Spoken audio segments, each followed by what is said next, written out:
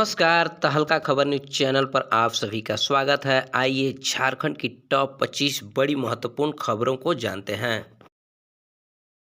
इस वक्त की बड़ी खबर निकल कर आ रही है। झारखंड विधानसभा का बजट सत्र जारी है। सीएम ने कहा जल्द होंगे पंचायत चुनाव। मुख्यमंत्री हेमंत सोरेन ने कहा है कि पंचायत चुनाव नहीं होने से राज्य सरकार को 700 से 800 करोड़ का नुकसान हो चुका है। जिस ट्रिपल टेस्ट के बारे में हमेशा सदन में बात आ रही है, उसमें सर्वोच्च न्यायालय के आदेश में कहीं यह नहीं कहा गया है कि ट्रिपल टेस्ट कराए बगैर पंचायत चुनाव नहीं होंगे। यदि ऐसा रहता तो उड़ीसा, पश्चिम बंगाल, बिहार, तमिलनाडु, कर्नाटक, महाराष्ट्र में पंचायत चुनाव नहीं होते। झारखंड में 2021 से पंचायत चुनाव लंबित है। मुख्यमंत्री बजट सत्र के दौरान झारखंड विधानसभा में पंचायत चुनाव को लेकर पूछे गए सवाल का जवाब दे रहे थे। उन्होंने कहा कि विपक्ष इस मामले में दोहरी नीति अपना रहा है, चुनाव भी करने के लिए दबाव बना रहा है और ट्रिपल टेस्ट भी कराने की बात करता है। मुख्यमंत्री ने दावा किया है कि मुझे तो यह जानकारी मिली है कि विपक्ष चुनाव के लिए मुखिया को सड़क पर उतारने का माहौल बना रहा है। मुख्यमंत्री ने कहा है कि विधानसभा में भी पिछड़ी जाति के कई सदस्य हैं, यहाँ कहाँ आरक्षण है। ट्रिपल टेस्ट कराने में समय लगेगा और सरकार को धन की भी हानि होगी। ट्रिपल टेस्ट पर भविष्य में निर्णय लेंगे। जहाँ ओबीसी बहुल क्षेत्र है वहाँ तो ओबीसी चुनकर आएंगे, इसलिए सरकार बिना ट्रिपल टेस्ट कराए पंचायत चुनाव कराएगी। इससे साफ स्पष्ट पता चलता है कि सरकार की नीयत बिना ओबीसी को आरक्षण दिए कराने की है। बजट सत्र के बाद कभी भी हो सकती है घोषणा। सहायक अध्यापकों ने दी आंदोलन की चेतावनी। शिक्षक पात्रता परीक्षा टेट सफल सहायक अध्यापक पारा शिक्षकों की बैठक रविवार को हुई। बैठक में टेट सफल शिक्षकों के सीधे समायोजन की मांग सरकार से की गई। टेट सफल सहायक अध्यापक संघ के प्रदेश अध्यक्ष प्रमोद कुमार ने बताया कि टेट सफल अभ्यर्थी सरकारी शिक्षक बनने की योग्यता पूरी करते हैं। बैठक में निर्णय लिया गया कि यदि शिक्षकों के जल्द समायोजन पर निर्णय नहीं हुआ तो आंदोलन होगा। राष्ट्रीय जनता दल के प्रदेश उपाध्यक्ष पलामू प्रमंडल प्रभारी दीपक कुमार साहू भवनाथपुर विधानसभा क्षेत्र के दौरे पर। आज भवनाथपुर विधानसभा क्षेत्र के दौरे के तीसरे दिन बिशुनपुरा प्रखंड पहुंचे। युवा राष्ट्रीय जनता दल के प्रदेश उपाध्यक्ष पलामू प्रमंडल प्रभारी दीपक कुमार साहू बिशुनपुरा पहुंचते ही राजद कार्यकर्ताओं के द्वारा भव्य स्वागत किया गया। श्री साहू ने कार्यकर्ताओं के साथ बैठक कर हालचाल जाना व संगठन मजबूती पर बल दिया। साथ ही सदस्यता अभियान में तेजी लाने को कहा और अपने हाथों से भी कई लोग को सदस्यता दिलाया और राजद में शामिल भी किए। वह कार्यकर्ताओं के साथ बैठक कर संबोधित करते हुए कार्यकर्ताओं से ऊर्जा व जोश भरने का काम किए। इसके उपरांत श्री साहू ने राजद कार्यकर्ताओं के साथ बिशुनपुरा बाजार में व्यावसायिक संघ से मिलकर हालचाल जाना व डोर टू डोर जनसंपर्क अभियान चलाया व राजद के विचारधारा को जन जन तक पहुंचाने का काम हम सभी कार्यकर्ताओं का है। इसके उपरांत बिशुनपुरा में चल रहे यज्ञ में भी राजद कार्यकर्ताओं के साथ शामिल हुए वह संबोधित भी किए। यज्ञ कमेटी के द्वारा श्री साहू को अंग वस्त्र देकर सम्मानित भी किया गया। इसके उपरांत बिशुनपुरा प्रखंड के विभिन्न पंचायतों और गांवों का सघन दौरा भी किए। ग्रामीणों से मिलकर समस्याओं को भी सुना व कई कार्यक्रमों में शामिल भी हुए। मौके पर राजद प्रखंड अध्यक्ष शिव वचन यादव और राजद वरिष्ठ नेता बलराम साहू, युवा राजद प्रखंड अध्यक्ष आनंद जी, वरिष्ठ राजद नेता महेंद्र यादव, देवनंदन प्रजापति, राजद किसान मोर्चा जिलाध्यक्ष सुमित पाल जी, सरांग पंचायत के मुखिया संतोष जी व कई राजद कार्यकर्ता भी मौजूद रहे। शिक्षा मंत्री जगन्नाथ महतो ने कहा है कि शिक्षा के स्तर को बेहतर करने के लिए मंत्री, विधायक और अधिकारी अपने बच्चों को सरकारी स्कूलों में भेजें। गुरुवार को शिक्षा के बजट में कटौती प्रस्ताव के विरोध में चर्चा के बाद शिक्षा मंत्री जगन्नाथ महतो ने सदन को संबोधित किया। कहा, विपक्ष को अगले साल किसी को बोलने का मौका नहीं देंगे। सभी सदस्यों के सुझाव सिर आंखों पर है। उन्होंने कहा कि कागज कलम पर नहीं, बेहतर शिक्षा व्यवस्था को धरातल पर उतारने का काम करेंगे। उन्होंने कहा कि विपक्ष की ओर से शिक्षा के स्तर को बेहतर करने के लिए प्रस्ताव आना चाहिए। झारखंड में शिक्षा को मजबूत करना है तो सभी मंत्री, विधायक, अधिकारी अपने बच्चों को सरकारी स्कूलों में पढ़ाएं। उन्होंने कहा कि स्वर्गीय अटल बिहारी वाजपेयी का जोर बेहतर शिक्षा पर था, लेकिन उन्हीं की पार्टी की रघुवर सरकार ने स्कूलों को बंद करने का काम किया। रघुवर दास की सरकार की किताबी सरकार थी, हम काम की सरकार हैं। उन्होंने कहा कि गांव के लोग इंग्लिश पढ़े, इसलिए प्रत्येक जिले प्रखंड पंचायत में इंग्लिश स्कूल खोलने की तैयारी की है। राज्य सरकार ने 125 उत्क्रमित +2 विद्यालय बनाए। हमारा तीसरा बजट है। 5 साल रघुवर दास की सरकार रही, लेकिन कोडरमा में एक पुस्तकालय तक नहीं बना। उसकी मांग हमसे की जा रही है। रघुवर दास की सरकार में शिक्षा को बर्बाद किया गया। साल में 8 महीना पारा शिक्षक आंदोलन पर रहते थे और वो स्कूल बंद रहता था। हेमंत सोरेन की सरकार ने पारा शिक्षकों की समस्या का समाधान किया। इसके बाद सदन की कार्यवाही शुक्रवार को सुबह 11 बजे तक के लिए स्थगित कर दी गई। भाषा का अधिकार को लेकर बिरसा उल गुलान पद यात्रा की शुरुआत दिनांक 9/3/2022 दिन बुधवार को हजारों की संख्या में छात्र छात्राएं, महिला पुरुष पारंपरिक वेशभूषा में 1932 के खतियान नियोजन नीति झारखंडी भाषा के अधिकार को लेकर आंदोलन शुरुआत की। बिरसा उल गुलान पद यात्रा बिरसा मुंडा समाधि स्थल से आरंभ होकर बिरसा मुंडा जेल में समापन हुआ। पाहन के द्वारा पूजा अर्चना कर धरती आबा को याद किया गया एवं उनके आदर्शों पर चलने की शपथ ली गई। ये पद यात्रा एक आगाज है। अब हम लोग पूरे छोटा नागपुर में लोगों को जागरूक करेंगे और अपनी हक लेकर रहेंगे। आज बिरसा बाबा के शहादत प्रांगण से ये आह्वान करते हैं कि सरकार 1 महीने के अंदर हमारी मांग पूरी करे, अन्यथा जैसे रघुवर सरकार के घमंड को चकनाचूर किया था, हेमंत सरकार को भी नहीं छोड़ेंगे। ये बातें झारखंड आदिवासी मूल मंच अध्यक्ष शशि पन्ना ने कहा है। सहारा इंडिया में फंसे हैं पैसे तो 112 पर कर सकते हैं शिकायत। राज्य में जिन लोगों का पैसा सहारा इंडिया परिवार, नॉन बैंकिंग कंपनियों और कोऑपरेटिव सोसाइटी में डूब गया है या कंपनी के खिलाफ कोई शिकायत है तो वे पुलिस हेल्पलाइन नंबर 112 पर शिकायत कर सकते हैं। वित्त विभाग और सीआईडी की आर्थिक अपराध शाखा इस तरह की शिकायत मिलने पर कार्रवाई करेगी। इससे संबंधित निर्देश जारी कर दिया गया है। आपको बता दें कि बजट सत्र के दौरान भाजपा विधायक नवीन जायसवाल ने बजट सत्र में उठाया था मुद्दा, राज्य के 3 लाख लोगों के पैसे सहारा में लगे हैं, जिस पर राज्य सरकार ने सेबी और सहारा के मालिक को लिखा है पत्र। राज्य सरकार की ओर से वित्तीय संस्थान सेबी और सहारा इंडिया परिवार के मालिक को पत्र भेजा गया है। राज्य सरकार ने पत्र के माध्यम से बताया है कि उनके राज्य के लोगों का पैसा फंसा है, इनकी वापसी की जाए। पत्र के जवाब में सहारा ने कहा है कि सुप्रीम कोर्ट के आदेश के आलोक में उसने 24,000 करोड़ रुपए सेबी में जमा कराए हैं। वह अपने निवेशकों को कोर्ट के आदेश के बाद पैसा वापस करेगा। सरकार ने सदन की यह भी बताया कि सहारा की ओर से कुछ निवेशकों को पैसा लौटाया भी गया है। झारखंड राज्य में प्राथमिक से +2 विद्यालयों में खेल कूद के लिए 18 करोड़ रुपए राज्य सरकार सभी विद्यालयों को भेज दी है, जिसके अंतर्गत झारखंड राज्य परियोजना निदेशक किरण कुमारी पासी ने पत्र लिखते हुए सभी जिला शिक्षा पदाधिकारियों सह जिला कार्यक्रम पदाधिकारी को सूचित किया है कि खेल संबंधित सभी क्रय करने हेतु निर्देशित किया गया है। उसमें बताया गया है क्या है, प्राथमिक एवं मध्य विद्यालय को 5,000 रुपये प्रति विद्यालय एवं माध्यमिक विद्यालय एवं उच्चतर माध्यमिक विद्यालय को 7,000 रुपये प्रति विद्यालय की दर से राशि विमुक्त की गई है, जिससे 10 दिनों के अंदर में खेल सामग्रियों का क्रय करना सुनिश्चित करने को कहा गया है। झारखंड में अब पीएम आवास में एक और अतिरिक्त कमरा झारखंड सरकार देगी 50,000 रुपए। आपको बता दें, बहुत बड़ी खबर निकल कर आ रही है। बजट सत्र में डॉक्टर रामेश्वर उरांव ने यह प्रावधान किया है कि अब जो पीएम आवास मिलता था उसमें 50,000 रुपए राज्य सरकार देगी और एक अतिरिक्त कमरा और बनेगी। सुप्रीम कोर्ट ने 6वीं जेपीएससी मामले में की सुनवाई। सरकार और आयोग को जारी किया नोटिस। फिलहाल यथास्थिति बरकरार रखने का आदेश दिया गया है। झारखंड में हुई 6वीं जेपीएससी की परीक्षा परिणाम को लेकर सोमवार को सुप्रीम कोर्ट में सुनवाई हुई। जस्टिस अजय रस्तोगी व अभय ओका ने बेंच में मामले पर याचिकाकर्ता का पक्ष सुनते हुए यथास्थिति बरकरार रखने का आदेश दिया है। कोर्ट ने जेपीएससी और राज्य सरकार का मामले पर पक्ष जानने के लिए अगली तिथि में उपस्थित होने के लिए नोटिस जारी किया है। प्रार्थी अरुण कुमार और फैजान सरवर के मामले में सुनवाई करते हुए कोर्ट में एसएलपी दाखिल किया गया है।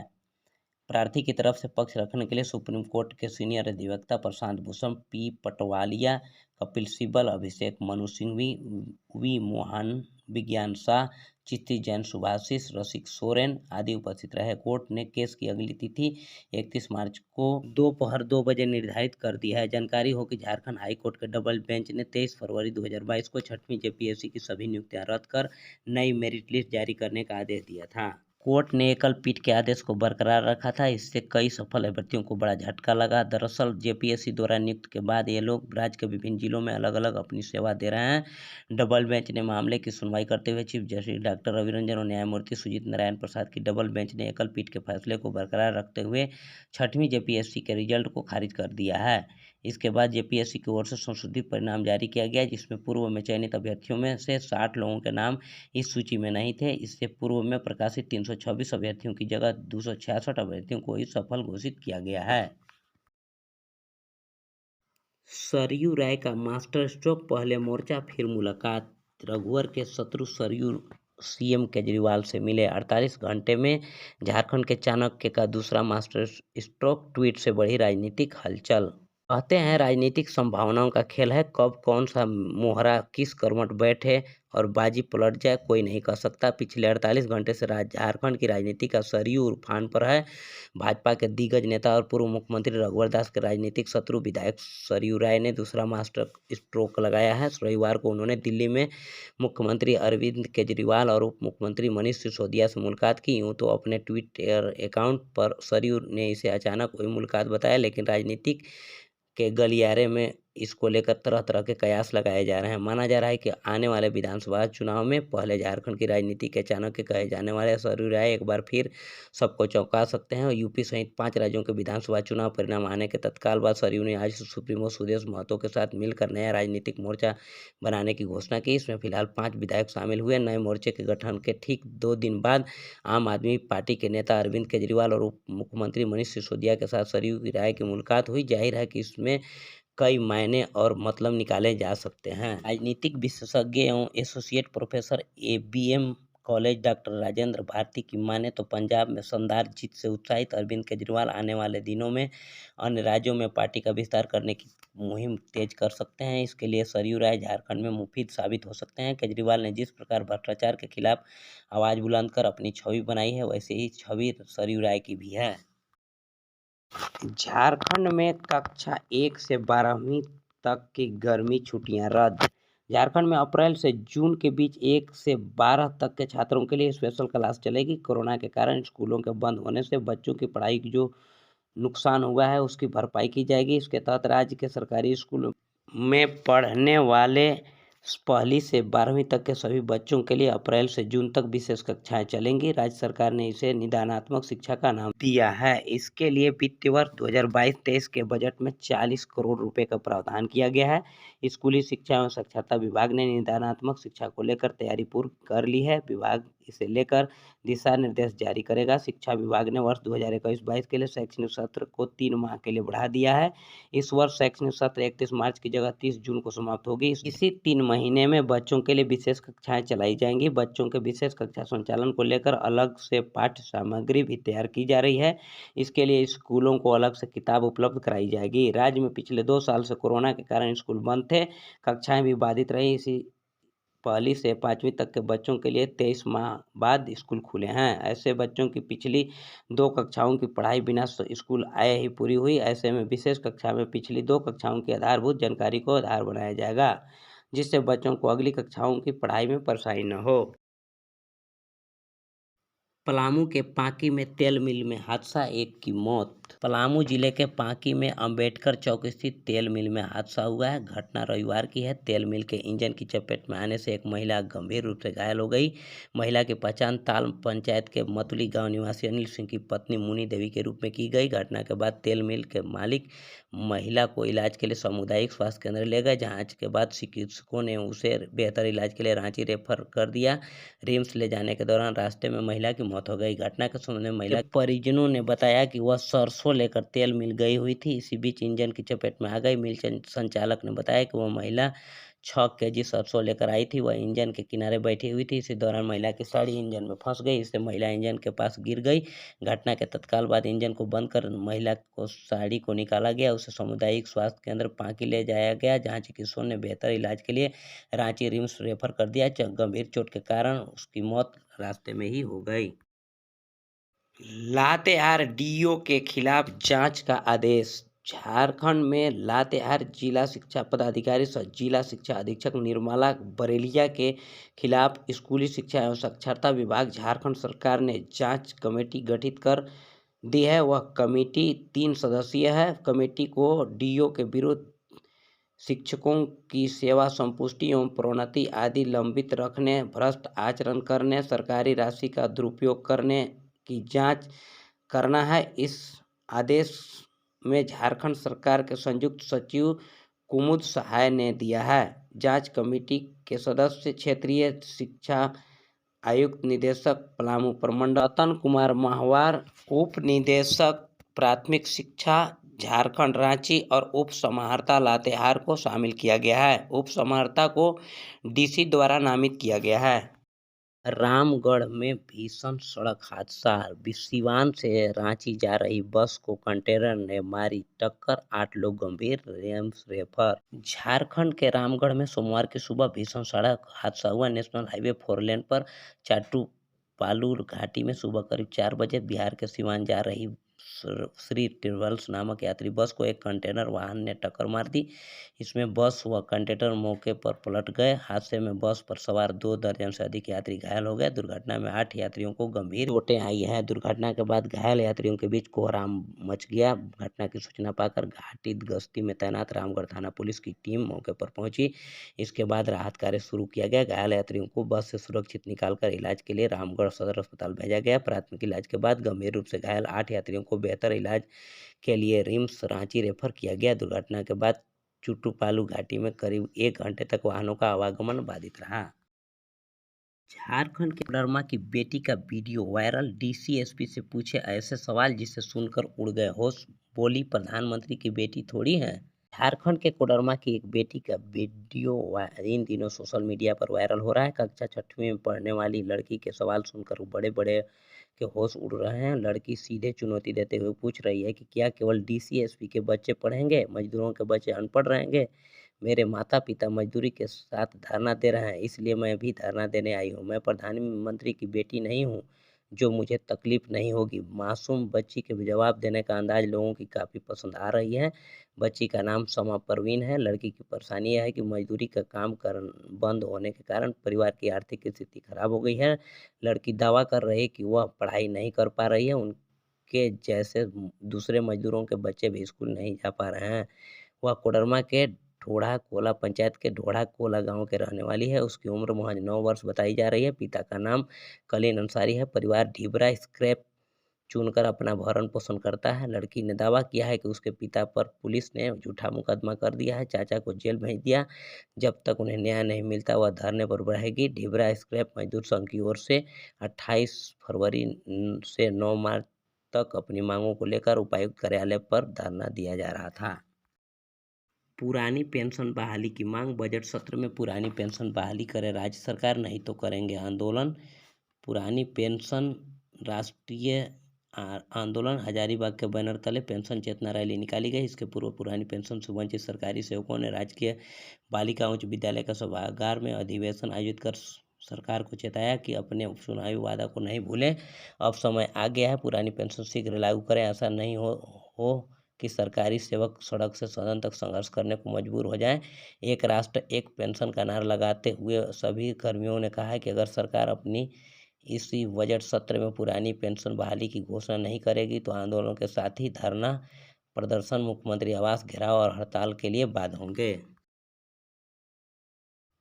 पश्चिम बंगाल में चढ़ा राजनीतिक पारा। बिहारी बाबू चले बंगाल। बिहारी बाबू के नाम से मशहूर फिल्म अभिनेता और पूर्व सांसद शत्रुघ्न सिन्हा को ममता बनर्जी ने अपनी तृणमूल कांग्रेस से आसनसोल लोकसभा उपचुनाव में अपना प्रत्याशी घोषित किया है। वहीं भाजपा छोड़कर टीएमसी में आए बाबुल सुप्रियोमो को बालीगंज विधानसभा उपचुनाव में प्रत्याशी बनाया गया है। पश्चिम बंगाल के मुख्यमंत्री ने ट्वीट कर यह बड़ा ऐलान किया है। बता दें कि बाबुल सुप्रीमो के इस्तीफे के बाद आसनसोल सीट खाली हो गई थी।